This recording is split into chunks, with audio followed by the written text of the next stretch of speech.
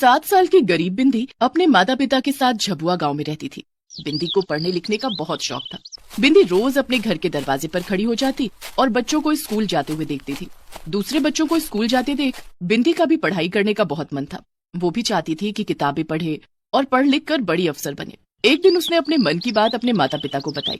लेकिन बिंदी बेटी, हमारे पास इतने पैसे नहीं है कि हम तुम्हारा नाम स्कूल में लिखवा सकें, और फिर हमारे घर से स्कूल बहुत दूर है बिटिया।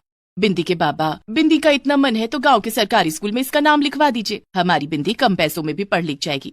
हाँ बाबा, और जहाँ तक स्कूल जाने की बात है मैं पैदल ही चली जाऊंगी। ठीक है, तुम लोगों की यही मर्जी है तो फिर यही सही। बिंदी के पिता जालू जंगल जाकर जलाऊ लकड़ियाँ इकट्ठी करते थे और फिर उनका गट्ठर बनाकर गांव में बेचते थे। एक गट्ठर के उन्हें 50 रुपए मिलते थे। इसी से उन तीनों का गुजारा चलता था। दूसरे दिन जालू ने स्कूल जाकर बिंदी का एडमिशन करवा दिया। बिंदी अब रोज स्कूल जाने लगी। बिंदी के पास इतने पैसे नहीं थे कि वो रिक्शे से स्कूल जाए। ऊपर से जून का महीना था, बहुत प्रचंड गर्मी पड़ रही थी। लेकिन गर्मी भी बिंदी का हौसला तोड़ नहीं पाई। इस भीषण गर्मी में भी बिंदी पैदल ही स्कूल जाने लगी। बिंदी जब अपनी क्लास पहुंची तो देखा सौम्या मैडम बच्चों को पढ़ा रही थी। क्या मैं अंदर आ सकती हूँ मैडम? बिंदी की आवाज सुनकर क्लास के सारे बच्चे बिंदी की ओर देखने लगे।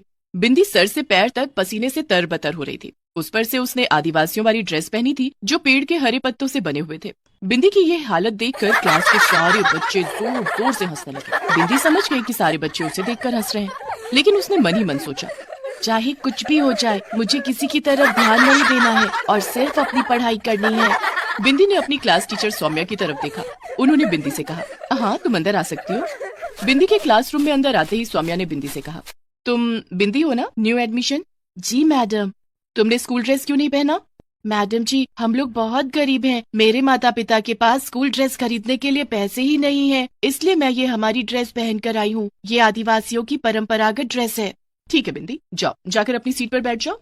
बिंदी अपनी सीट पर जाकर बैठ जाती है। क्लास के बच्चे अब भी उसे देखकर हंस रहे थे। थोड़ी देर के बाद लंच का समय हो गया। क्लास के सारे बच्चे बिंदी को चारों तरफ से घेर लेते हैं और उसका मजाक उड़ाने लगते हैं। बिंदी, बाहर बहुत गर्मी है। इस गर्मी में अगर तुम्हारी ड्रेस के पत्ते सूख कर झड़ गए तो क्या होगा? होगा क्या, बिंदी बिना पत्तों वाली ड्रेस में स्कूल आएगी, लेकिन स्कूल जरूर आएगी क्योंकि इसे भी हमारी तरह पढ़ाई करनी है। बेचारी बिंदी बच्चों की किसी बात का जवाब न दे सकी। वो सारा दिन स्कूल में सिर्फ अपनी पढ़ाई की ओर ध्यान देती। स्कूल की छुट्टी हो गई। दोपहर के 2 बज गए थे। सूरज सिर पर आग उगल रहा था। इस हालत में भी बिंदी फिर पैदल ही घर जाने लगी। अब वो रोज पैदल स्कूल आती जाती। बिंदी खूब मन लगाकर पढ़ाई करती। वो काफी होनहार छात्रा थी। धीरे धीरे वो पढ़ाई में दूसरे बच्चों से आगे निकलने लगी, लेकिन बच्चे अब भी उसकी ड्रेस का मजाक उड़ाते। बिंदी, आज तुम्हारी ड्रेस रोज से ज्यादा सुंदर लग रही है। इनमें नए पत्ते उगाए हैं क्या? नहीं, ये तो वही पत्ते हैं। बिंदी ने आज अपनी ड्रेस सर्फ से धोई है। क्यों, है ना बिंदी? बिंदी देखना, तुम्हारी ड्रेस में लगे इन पत्तों को कहीं गाय या बकरियां ना खा जाएं। सारे बच्चे जोर जोर से हंसने लगते हैं। बिंदी रुआंसी हो जाती है। तभी क्लास में मैडम आ जाती है। क्या हो रहा है यहाँ? तुम सब बिंदी को परेशान क्यों कर रहे हो? आज के बाद मैंने किसी को बिंदी को परेशान करते देख लिया तो उसे पनिशमेंट दूंगी, समझे? जाओ सब अपनी अपनी सीट पर बैठ जाओ। सारे बच्चे अपनी अपनी सीट पर बैठ जाते हैं, लेकिन सबकी नजर बिंदी की ड्रेस पर थी। एक दिन की बात है, बिंदी जब स्कूल आई तो उसने देखा कि ब्लैक बोर्ड पर किसी ने उसकी तस्वीर बनाई थी। बिंदी पत्तों वाली ड्रेस में थी और पसीने से नहाई हुई दौड़ रही थी, और एक बकरी उसके ड्रेस के पत्तों को खाने के लिए उसके पीछे दौड़ रही थी। बिंदी ने इस बार भी कुछ नहीं कहा और चुपचाप ब्लैक बोर्ड से वो तस्वीर मिटाने लगी। तभी एक बच्चे ने कहा, बिंदी, तुम्हें अपनी तस्वीर पसंद नहीं आई क्या? पसंद तो बहुत आई, लेकिन अगर मैडम देख लेती तो तुम सबको बहुत डांट पड़ती। मैं नहीं चाहती कि मेरे दोस्तों को मेरी वजह से डांट सुननी पड़े। बिंदी की ये बात सुनकर क्लास के सारे बच्चे हैरान रह गए। बिंदी, हमें माफ कर दो, हम सबने तुम्हारा बहुत मजाक उड़ाया, लेकिन फिर भी तुमने हमें मैडम की डांट से बचाया। आज के बाद हम कभी भी तुम्हारा मजाक नहीं उड़ाएंगे। आज से हम सब तुम्हारे दोस्त हैं। क्लास के सारे बच्चे बोलते हैं, हाँ बिंदी, हम कभी तुम्हारा मजाक नहीं उड़ाएंगे। उस दिन के बाद से बच्चों ने बिंदी का मजाक उड़ाना छोड़ दिया और बिंदी के साथ मिलकर पढ़ाई करने लगे। बिंदी काफी होशियार थी। वो अपनी उम्र के बच्चों की भी पढ़ाई में मदद करती थी और क्लास में हमेशा अव्वल आती थी। धीरे धीरे समय बीतता गया और बिंदी एक एक करके कक्षाएं पास करती गई। बिंदी अब 6ठी क्लास में पहुंच गई थी। एक दिन, बिंदी के बाबा, बिंदी अब बड़ी हो गई है, उसे कपड़ों वाली स्कूल ड्रेस दिलानी होगी।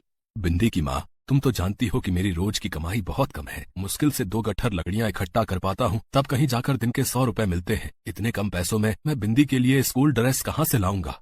आप फिक्र मत कीजिए बिंदी के बाबा, कल से मैं भी आपके साथ जंगल चलूंगी और 2 गट्ठर लकड़ियां लेकर आऊंगी। इससे हमारी कमाई दुगनी हो जाएगी। उन पैसों से बिंदी के लिए स्कूल ड्रेस आ जाएगी। ठीक है बिंदी की माँ।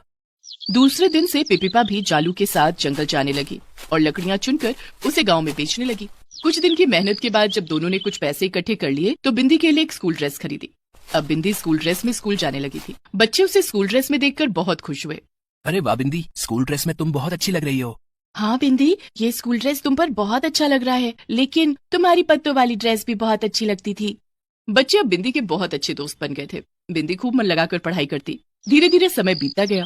बिंदी अब 10वीं कक्षा में आ गई थी। उसने कड़ी मेहनत करके 10वीं की परीक्षा भी पास कर ली। बिंदी पूरे गांव में अव्वल आई थी। बिंदी आगे भी पढ़ना चाहती थी, लेकिन गांव में कोई कॉलेज नहीं था। एक दिन, बाबा मैं आगे पढ़ना चाहती हूँ, मैं फौज में जाना चाहती हूँ। लेकिन बिंदी बेटी, तुझे शहर भेजकर पढ़ाने के लिए मेरे पास पैसे नहीं हैं। नहीं बाबा, मैं शहर नहीं जाऊंगी, मैं गांव में रहकर ही पढ़ाई करूंगी। लेकिन बिंदी बेटी, गांव में कॉलेज तो है ही नहीं। बाबा मैं जिला कलेक्टर से मिलूंगी और गांव में कॉलेज खोलने की बात करूंगी। आप देखना, जल्द ही इस गांव में कॉलेज खुल जाएगा। सभी बच्चे आगे की पढ़ाई कर सकेंगे। पढ़ाई के प्रति बिंदी का प्रेम और हौसला देखकर जालू बहुत खुश हो गया। दूसरे दिन बिंदी जिला कलेक्टर से मिलने गई, लेकिन ऑफिस के बाहर खड़े गार्ड ने उसे अंदर नहीं जाने दिया। मुझे कलेक्टर साहब से मिलना है। तुम्हारा अपॉइंटमेंट है? अपॉइंटमेंट नहीं है, लेकिन मेरा उनसे मिलना बहुत जरूरी है। मुझे अपने गांव में स्कूल खुलवाना है जिससे सभी बच्चों को शिक्षा मिले। बिना अपॉइंटमेंट के कलेक्टर साहब किसी से नहीं मिलते हैं। कलेक्टर साहब से मिले बिना मैं यहाँ से नहीं जाऊंगी। बिंदी जिला कलेक्टर के ऑफिस के बाहर बैठ गई और कलेक्टर साहब के बाहर आने का इंतजार करने लगी। उस दिन कलेक्टर साहब जब बाहर आए तो बिंदी ने उनसे मिलने की बहुत कोशिश की, लेकिन कलेक्टर साहब फौरन गाड़ी में बैठकर चले गए।